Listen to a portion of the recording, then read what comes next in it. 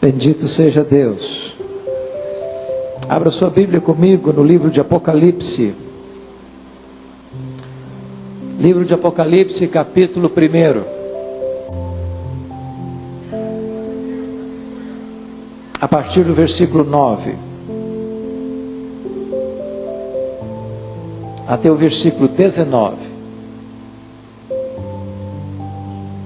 Apocalipse, capítulo 1.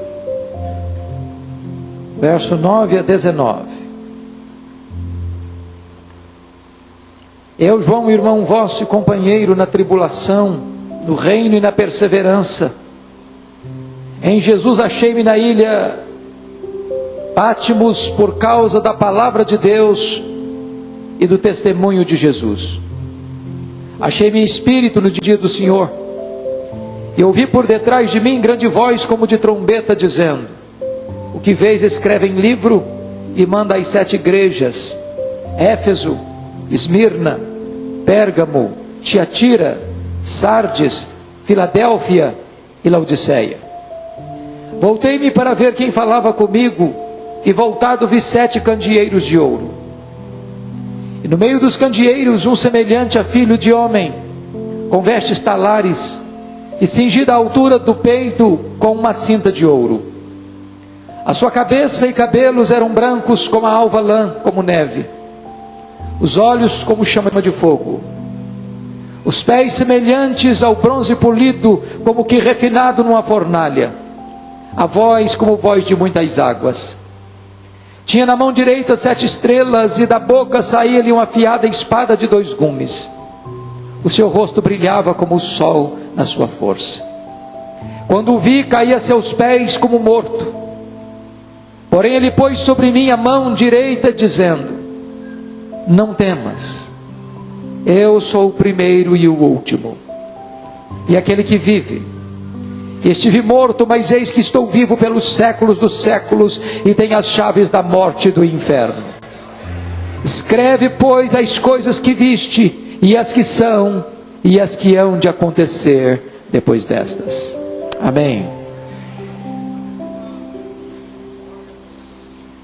Amados irmãos, Jesus Cristo prometeu que Ele vai voltar.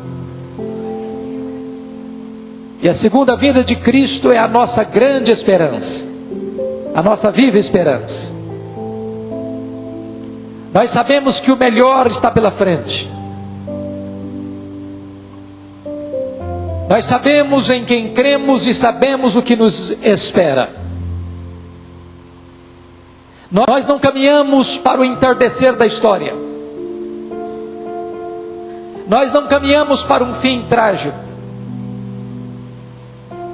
Nós não caminhamos para o desconhecido. Nós caminhamos para a glória. Nós caminhamos para o céu. Nós não cremos que a interpretação existencialista de que a história está marcada por um incurável pessimismo possa ter razão. Nós não somos pessimistas. Nós não cremos que a história é como um caminhão, ladeira abaixo, sem freio, desgovernado. Nós não cremos na visão grega de que a história é cíclica e que está dando voltas, sem rumo, sem propósito. Nós cremos que a história caminha para um fim. E nós cremos que a história caminha para uma consumação. E nós cremos que a história caminha para a vitória de Cristo e da sua igreja. Winston Churchill, primeiro-ministro da Inglaterra, diz que a decadência da Inglaterra se devia ao fato da mensagem sobre o céu e sobre a segunda vinda de Cristo não estar sendo mais pregada nos púlpitos da Inglaterra. Nós somos uma geração que concentra a sua atenção, seus olhos e seu coração apenas neste mundo. Nós queremos riquezas neste mundo. Nós queremos glórias neste mundo. Nós queremos sucesso neste mundo. Nós queremos plantar nossas raízes neste mundo. Nós pensamos que a nossa pátria está neste mundo, mas a Bíblia diz que a nossa pátria está no céu. A Bíblia diz que nós devemos juntar tesouros lá no céu. A Bíblia diz que o nosso Senhor está no céu e que Ele virá do céu para nos buscar, para reinarmos com Ele eternamente no céu. Eu gostaria que você olhasse comigo esse texto. E eu queria que nós entendêssemos algumas verdades no livro de Apocalipse. Transforma tragédias em porta da esperança. Se você perceber, o apóstolo João é o último dos apóstolos vivo. Todos os outros já haviam sido martirizados. Governa o mundo agora Domiciano, considerado o segundo Nero, o primeiro imperador que arrogou para si o título de Senhor e Deus. E ele está perseguindo a igreja, e ele está massacrando a igreja. Os crentes estão sendo enrolados em peles de animais e jogados nas arenas para os cães morderem. Os crentes estão sendo jogados nos anfiteatros para os leões esfaimados da Líbia pisotearem e destroçarem. Os crentes estão sendo dependurados em postes para incendiarem as luzes, as noites da cidade de Roma. Nessa ocasião, o apóstolo João é banido da cidade de Éfeso para a ilha de Patmos, tirado da sua casa, tirado do seu convívio, tirado da sua igreja, mandado para um lugar inóspito para trabalhos pesados. Quem sabe Domiciano pensou que estava dando um golpe mortal neste cristianismo nascente. Quem sabe estava dizendo que estava ilhando e isolando o último representante do colégio apostólico. Parecia uma tragédia, parecia o fim, parecia o caos.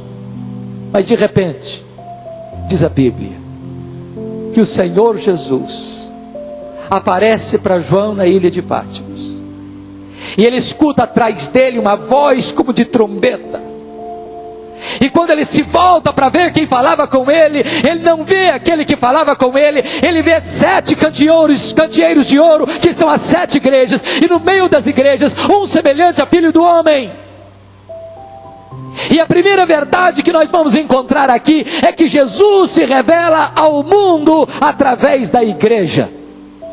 Jesus está no meio da igreja, e o mundo só vê Jesus por meio da sua igreja.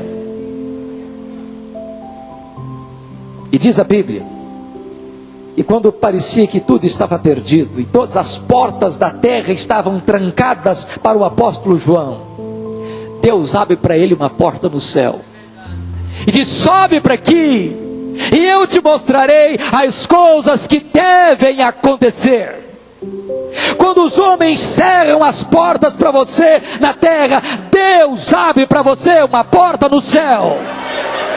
Quando o mundo parece que está prevalecendo sobre a igreja de Deus, Deus abre uma escapatória para a sua igreja a partir das alturas.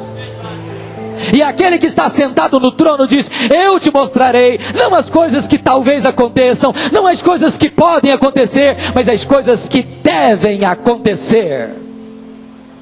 Porque os destinos da história não estão nas mãos das poderosas nações. Os destinos da história não estão nas mãos dos reis e potentados deste mundo. Não estão nas mãos dos cientistas, dos filósofos, dos pensadores e dos homens, sejam ricos, sejam grandes. A história está nas mãos daquele que está sentado num alto e sublime trono.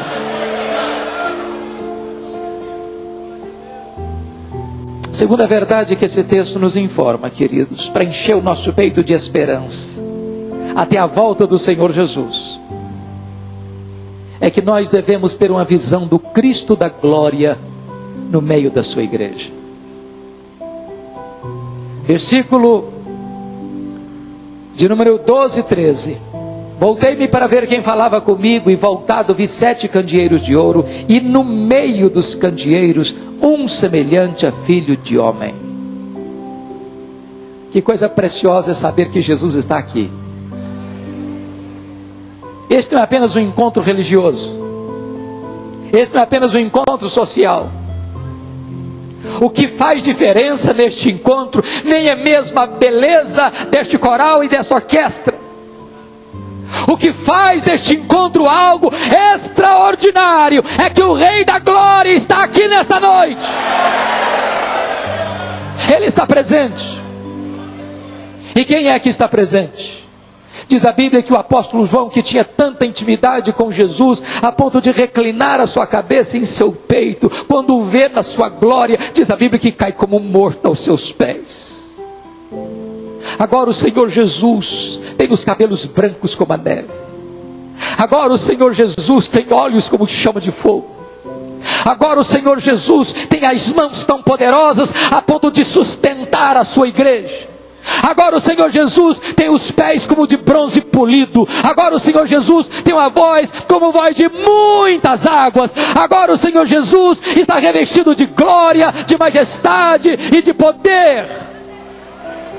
Agora da sua boca sai uma afiada espada de 2 gumes. Os seus olhos não estão mais encharcados de lágrimas e correndo suor e sangue. O seu cabelo não está mais sujo de sangue e de poeira. A sua voz não está mais embargada pela implacável sede. Agora o seu rosto não está mais sujo de sangue e de pó. Agora o seu rosto brilha, porque é o Senhor da glória que está no meio da sua igreja. Diz a Bíblia que João, quando vê o Senhor na sua glória, ele cai como morto. Mas o Senhor põe a mão sobre ele e disse: não temas. Eu sou aquele que esteve morto, mas eis que eu estou vivo pelos séculos dos séculos, e tenho as chaves da morte e do inferno. É preciso entender que o Senhor Jesus é rei até no inferno. O inferno não é governado nem mesmo pelo diabo. Quem é rei no inferno não é o diabo. Quem tem as chaves do inferno não é o diabo. Quem tem as chaves da morte não é o diabo. Todos o joelho vai se dobrar diante deste rei, no céu, na terra e debaixo da terra. Nós seguimos o rei vitorioso, soberano Senhor de todo o universo. Mas notem, por favor, notem que esse Senhor não apenas está no meio da igreja. Diz o verso 1 do capítulo 2, que ele anda no meio dos 7 candeeiros. Ele está aqui andando, conhecendo, sondando, investigando, consolando, corrigindo, exortando. E a grande pergunta é: o que é que o Senhor Jesus está vendo no meio da sua igreja? Aquilo que impressiona os homens não impressiona ele. Aquilo que parece grande diante dos homens pode ser vil aos olhos dele. Aquilo que os homens não enxergam e não veem e não entendem pode ser grande aos olhos dele. Por exemplo, o Senhor Jesus conhece a sua igreja e ele começa dizendo para as igrejas: eu conheço as tuas obras. Para 5 delas ele diz isso: eu conheço as tuas obras, eu conheço as tuas obras, eu conheço as tuas obras, eu conheço as tuas obras, eu conheço as tuas obras, eu conheço as tuas obras. Para a igreja de Esmirna, uma igreja sofrida, mártir, uma igreja de escravos e de gente sofrida, Jesus Cristo diz: eu conheço a tua tribulação. Para a igreja que estava se misturando com o mundo, uma igreja que estava se rendendo às falsas doutrinas de Balaão, Jesus Cristo diz: eu conheço o lugar onde habitas, onde está o trono de Satanás. Jesus conhece a igreja, ele sabe onde está a igreja, e ele conhece as suas obras, e ele conhece as suas lágrimas, as suas dores e as suas aflições. Dessas 7 igrejas, Jesus Cristo tem uma palavra de elogio e de crítica para 4 delas: para a igreja de Éfeso, para a igreja de Pérgamo, para a igreja de Tiatira, para a igreja de Sardes. Palavras de elogio e palavras de críticas. Para 2 delas Jesus só tem palavras de elogio: para a igreja de Esmirna e para a igreja de Filadélfia. Para uma delas Jesus só tem palavras de crítica, nenhuma palavra de elogio: para a igreja de Laodiceia. É interessante que Jesus Cristo elogia a igreja de Éfeso, dizendo: Éfeso, eu louvo, Eu aplaudo o fato de você não tolerar os falsos apóstolos, que se dizem apóstolos e não são.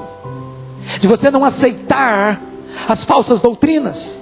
De você manter-se firme e perseverante, mesmo no meio da tribulação. Manter-se firme na verdade. Mas eu tenho uma coisa contra ti, Éfeso. Tu abandonaste o teu primeiro amor. Aquela igreja tinha doutrina, mas não tinha amor. Tinha ortodoxia, mas não tinha piedade. Tinha verdade, mas não tinha sensibilidade.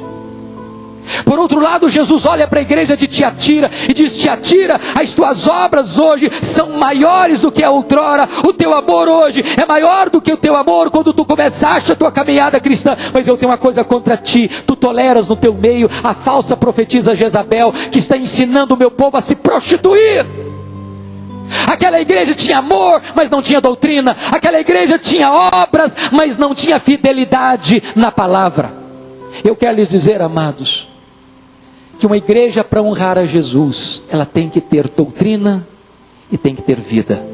Ela tem que ter ortodoxia e tem que ter piedade. Ela tem que ter palavra e tem que ter amor. Ela tem que ter verdade de Deus e tem que ter o amor de Deus na sua vida.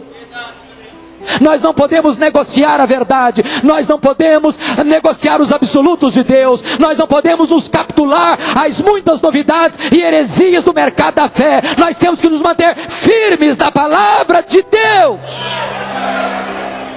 E nós temos também que manter viva a chama do amor por Deus e do amor uns pelos outros. O Senhor Jesus está andando no meio da igreja. Ele olha para a igreja de Esmirna e diz: Esmirna, você é uma igreja pobre, mas para mim, tu és uma igreja rica. Jesus olha para a igreja de Laodiceia, o maior centro bancário do primeiro século, o maior centro de minas de ouro do primeiro século, o maior centro de tecelagem do primeiro século, uma cidade orgulhosa, altiva e rica. E Jesus olha para aquela igreja cheia de vaidades e vanglórias, e Jesus diz: Laodiceia, tu és pobre, tu que dizes que tu és rica e abastada e não precisas de coisa alguma, pois eu lhe digo que tu és pobre, tu és miserável e tu és nua. Amados, quantas vezes nós nos equivocamos, pensando que uma igreja rica é uma igreja que tem um belo templo, suntuoso santuário, uma igreja que tem crentes influentes na sociedade, de muita gente rica, de muita gente influente no contexto político e social. E uma igreja pode ser rica aos olhos dos homens e pode ser pobre aos olhos de Deus. E uma igreja pode ser pobre diante dos homens e pode ser rica diante do céu. Jesus Cristo olha para a igreja de Sardes. Ele está andando no meio dos candeeiros. E aquela igreja tem o nome de uma igreja viva, uma igreja entusiasmada. Mas Jesus Cristo olha e disse: Sardes, tu tens nome de que vive, mas tu estás morta. Ah, amados, nós precisamos avaliar o nosso coração, porque o que impressiona os homens não impressiona Jesus. Ele conhece a verdade no íntimo, e Ele quer vida de santidade, de integridade, de piedade. Deus quer uma noiva pura, Deus quer uma noiva santa para o seu filho. Deus está tornando a sua noiva, para que quando o seu filho voltar, esta noiva possa estar com Ele, e entrar para as bodas com Ele, e reinar com Ele para sempre. Mas Deus não contenta apenas com a aparência. As 5 virgens loucas, que tinham aparência de virgens que aguardavam o noivo, mas não estavam preparadas, não tinha azeite em suas lâmpadas, embora tudo parecia igual, mas no dia que o noivo chegou, elas ficaram do lado de fora, porque não tinham vida de santidade, porque não tinham vida transformada, porque na verdade não aguardavam o noivo chegar. Nós precisamos entender que Jesus está no meio da sua igreja, e Ele tem uma palavra para cada igreja, uma promessa para cada igreja, uma palavra de bênção para todos aqueles que são vencedores, todos aqueles que creram que a vitória de Cristo na cruz é a vitória nossa, como cantamos nesta noite, onde Cristo nos comprou no Calvário. Mas uma terceira verdade que eu gostaria de enfatizar nesse texto, amados.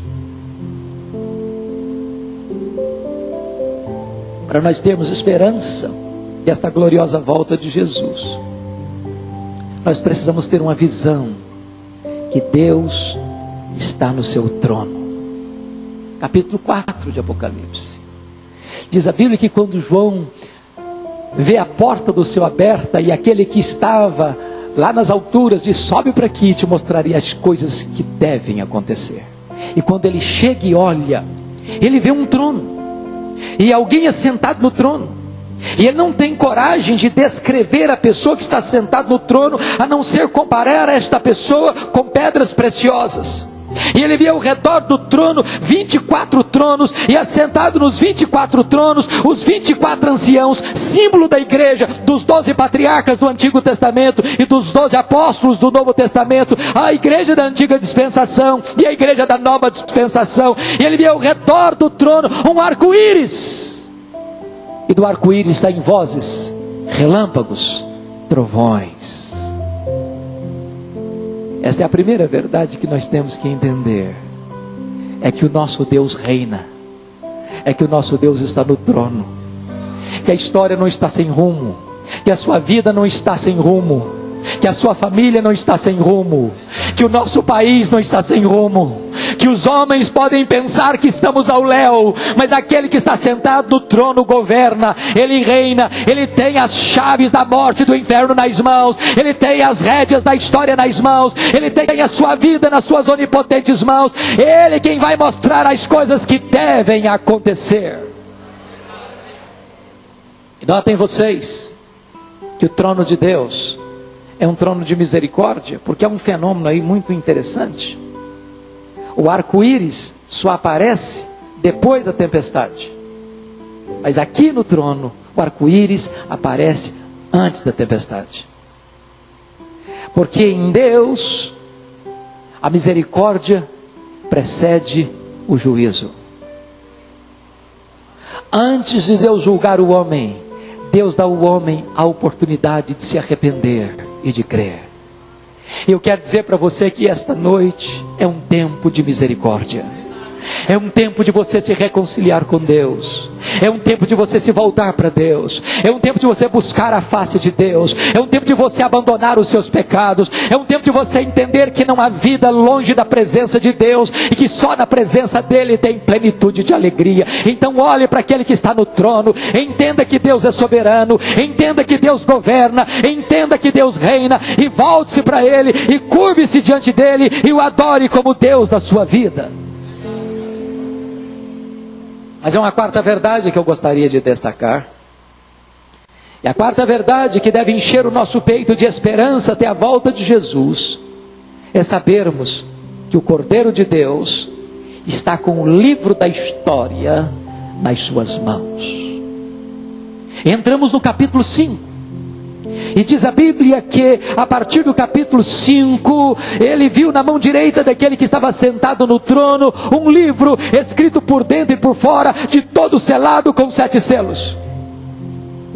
E então a voz ecoa das alturas, por meio de um anjo forte: quem é digno de abrir o livro e desatar-lhe os selos? E diz a Bíblia que este foi procurado no céu, e nenhum arcanjo, e nenhum querubim, e nenhum serafim, e nenhum anjo, e nenhum dos santos glorificados no céu foram encontrados dignos de abrir o livro e desatar-lhe os selos. Ninguém foi encontrado digno de dar sentido à história dos homens. E diz a Bíblia que esta voz ecoa na terra. Nenhum rei, nenhum príncipe, nenhum governador, nenhum cientista, nenhum apóstolo, nenhum profeta, nenhum patriarca, nenhum apóstolo, nenhum missionário, nenhum pastor, nenhum homem, nenhuma mulher, nenhum ser humano foi encontrado digno de abrir o livro e desatar-lhe os selos, porque os segredos da história e os destinos da história não estão nas mãos dos homens. E diz a Bíblia que esta pergunta ecoou debaixo da terra, ecoou nas regiões inferiores, ecoou no inferno, e nem o diabo, e nem os seus demônios, e nem aqueles que estão condenados à perdição eterna, ninguém foi encontrado digno de abrir o livro e desatar-lhe os selos. E diz a Bíblia que João começa a chorar. É o choro do desespero, é o choro da angústia, é o choro do medo, é o choro do vazio. Mas diz a Bíblia que um dos anciãos dirigiu-se a João dizendo: não chores, João, porque o leão da tribo de Judá, a raiz de Davi, venceu para abrir o livro e desatar-lhe os selos. E diz a Bíblia que quando João olha para o leão da tribo de Judá, ele não vê um leão, ele vê um cordeiro como quem havia sido morto. E quando ele olha para esse cordeiro, há um cântico que se desabrocha: digno és de tomar o livro e de abrir-lhe os selos, porque foste morto e com o teu sangue compraste para Deus os que procedem de toda tribo, língua, povo e nação, e para o nosso Deus os constituíste como reinos e sacerdotes, e reinarão sobre a terra. Ah, como é importante entender isso. Se Deus está no trono, e se a história está nas mãos do Cordeiro de Deus, então faz sentido algumas coisas. Então faz sentido orar. Faz sentido orar. Olha o versículo 8. E quando tomou o livro, os 4 seres viventes e os 24 anciãos prostraram-se diante do Cordeiro, tendo cada um deles uma harpa e taças de ouro cheias de incenso, que são as orações dos santos. Então quando você ora, você está falando com aquele que está no trono, e com aquele que tem as rédeas da história nas mãos. É aquele que pode intervir, é aquele que pode mudar o rumo das coisas, é aquele que pode reverter situações humanamente irreversíveis. Quando você ora, você se alia com o Todo-Poderoso. Quando você ora, você aciona o braço do Onipotente. Quando você ora, os céus se movimentam para ouvir o seu clamor, porque o Deus Todo-Poderoso é quem responde às suas orações. Mas notem mais: se Jesus tem as chaves da história nas mãos, o livro da história nas mãos, tem sentido evangelizar. Olha o versículo 9 outra vez: digno és de tomar o livro, de abrir-lhe os selos, porque foste morto, povo e nação.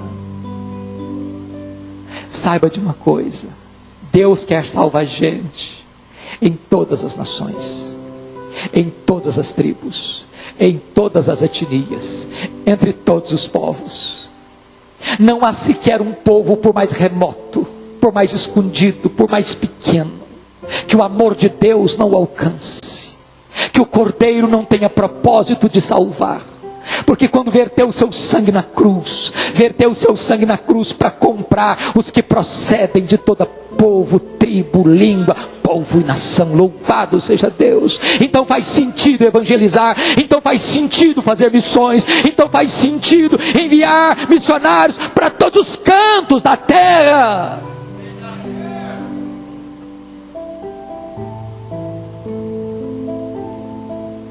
Amados, capítulo 4 e capítulo 5 de Apocalipse formam o que nós chamamos de um oratório da criação e um oratório da redenção.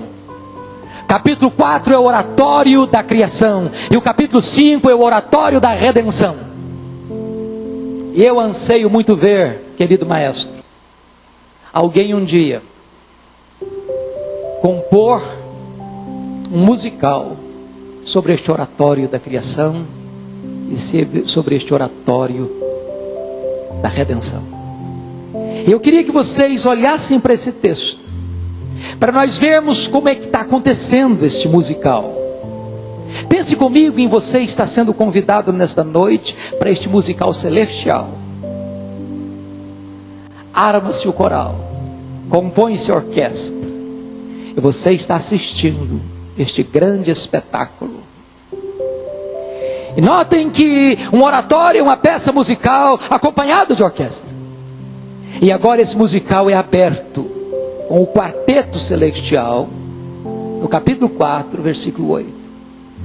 São os 4 seres viventes, são os querubins, que começam a cantar, dizendo: Santo, Santo, Santo é o Senhor Deus, o Todo-Poderoso, aquele que era, e que é, e que há de vir. E esta música abre em todo o universo, proclamando a santidade de Deus, proclamando a eternidade de Deus e proclamando a onipotência de Deus. Em seguida, vem a segunda música.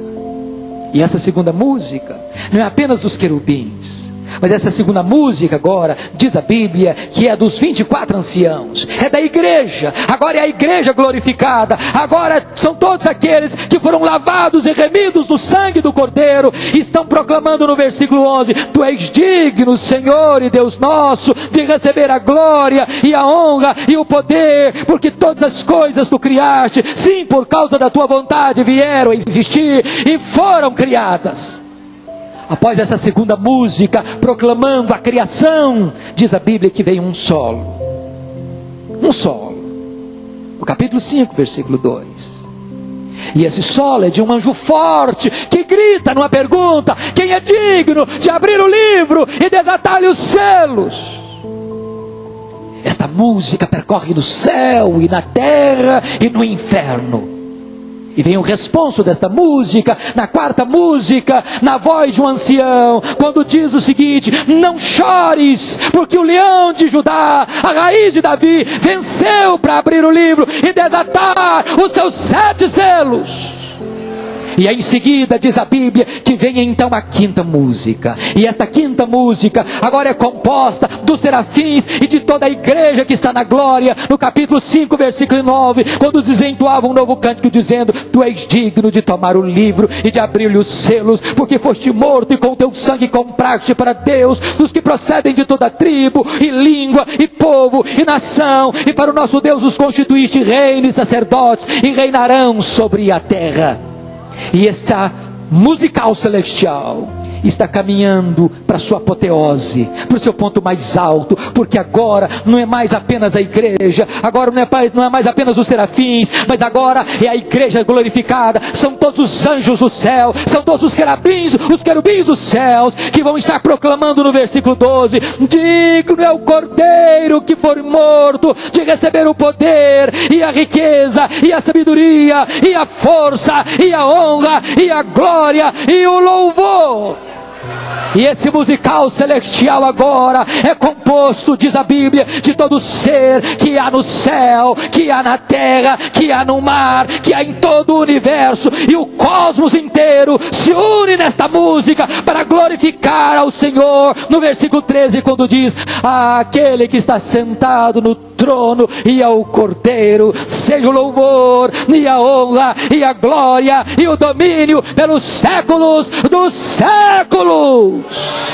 E quando este musical encerra, diz a Escritura que os 4 seres viventes, os querubins, gritaram amém. E diz a Escritura que a igreja se prostra e adora. Ah, irmãos, por que está na Bíblia? Para mostrar para nós uma verdade bendita. A partir do capítulo 6, os selos vão ser abertos. E o que são os selos? A perseguição cruel e sangrenta do mundo à igreja de Deus. Mas antes da perseguição ser anunciada, a igreja já sabe de uma verdade: Deus está no trono. O livro está nas mãos do Cordeiro, e a vitória da igreja já está selada, é garantida. Aleluia, louvado seja o nome do Senhor. Se você perceber daqui para frente, são os 7 selos, do capítulo 4 ao capítulo 7. O mundo persegue a igreja. É a cavalgada que vem. É o cavalo branco, é o cavalo amarelo, é o cavalo preto, é o cavalo vermelho. São as perseguições crudelíssimas. Mas diz a Bíblia que nos capítulos 8, 9, 10 e 11 vem as trombetas de Deus. As 7 trombetas. E o que são as trombetas? São o juízo parcial de Deus a este mundo que persegue a igreja. Juízo parcial. Note você que a primeira trombeta toca, atingindo a terra, atingindo os rios, atingindo os mares, atingindo os astros. A quinta trombeta toca e o abismo é aberto, e do dentro do abismo saem nuvens de gafanhotos, como que em cavalgada de cavalos malignos, que vão trepidando a terra e vão atormentando os homens. Mas sempre juízo parcial, porque juízo misturado com misericórdia. Amados, sabe o que me impressiona? Há muitas pessoas por aí dizendo o seguinte: uma falsa teologia chamada de openteísmo, ou teologia do relacionamento, que diz o seguinte: que Deus não conhece o futuro, que Deus é tão surpreendido pelo futuro como nós o somos. Deus não sabia do tsunami, Deus não sabia do Katrina.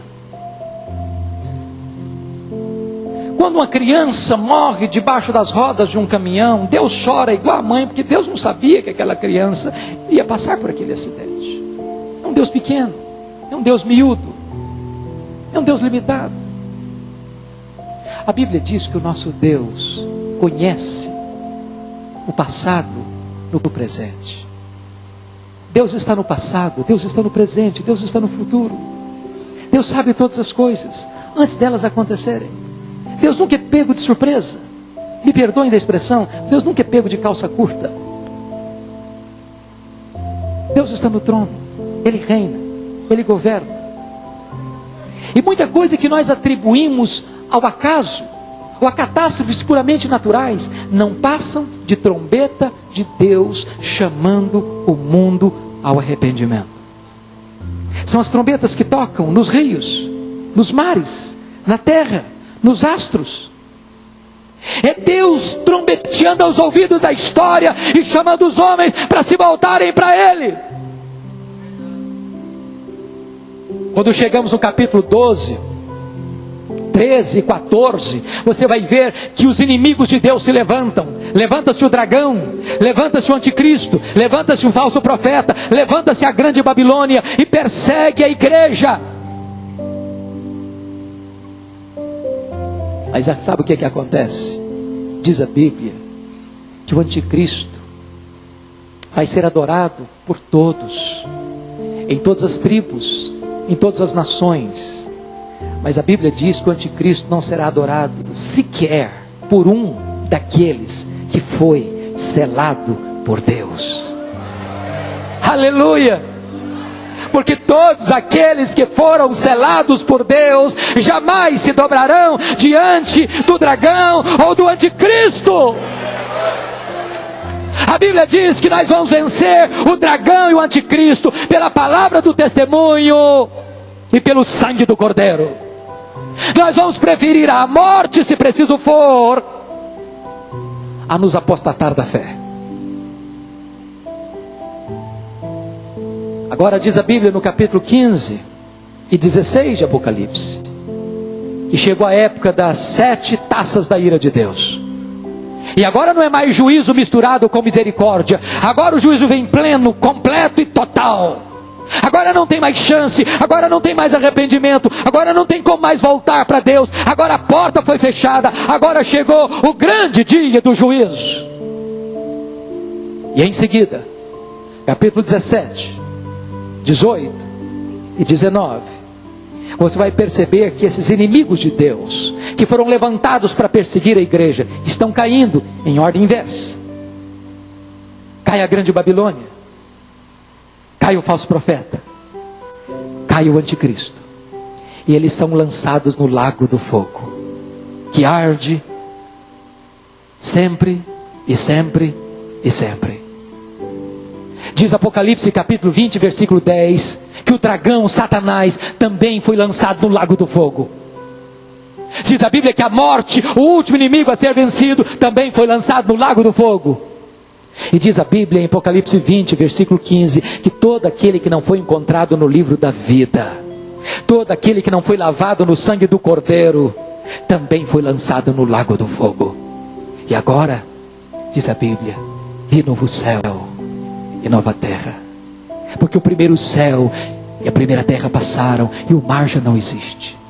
Vi também a cidade santa descendo, e vi também Deus tabernaculando-se com os homens, e Deus lhes enxugará dos olhos toda lágrima, já não haverá dor, nem pranto, nem luto, porque as primeiras coisas passaram.